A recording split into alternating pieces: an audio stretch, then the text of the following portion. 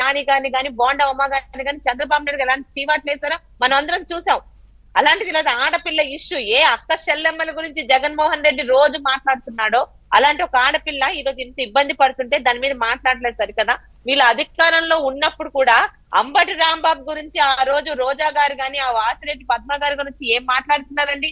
వాళ్ళు చేసిన కార్యక్రమాలు క్లియర్ గా మనం వీడియోలోని ఆడియోలో విన్నా కూడా సిగ్గు పడకుండా సిగ్గు లేకుండా ఆ పార్టీ వాళ్ళని సమర్థించుకున్నారు. ఎందుకంటే మొదట్లోనే ఉన్నాను, వైసీపీ పార్టీకి కావాల్సింది నాయకులు కాదు, చెప్పినట్టు ఎంత నీచానికైనా దిరగజారి వీళ్ళు బురదలో ఉండి పంది బురదలో ఉండి అంతల వాళ్ళకి బురద అంటిస్తాదట.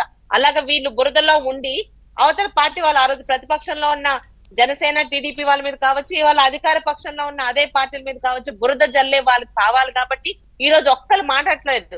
ఏమండి ఈరోజు రోజా గారు వాళ్ళు మాట్లాడమనండి. ఈ రోజు వాణి గారి ఉన్న ప్లేస్ లో రేపు రోజా గారికి ఎవరికి ఇబ్బంది అయితే కూడా ఇలాగే మాట్లాడతారా? మా పార్టీ వాళ్ళు కాదు కాబట్టి వాళ్ళు తప్పు చేయలేదని. ఇది ఒక పార్టీకి సంబంధించింది కాదు. అయితే ఇలాంటి చాలా జరుగుతున్నాయి ఈ రోజు రాష్ట్రంలో. కానీ ఆమె ఈ రోజు బయటకు వచ్చింది, మీడియా మీద అటెన్షన్ చూపించింది కాబట్టి ముందు ఆమె ప్రొటెక్షన్ ఇవ్వాలి.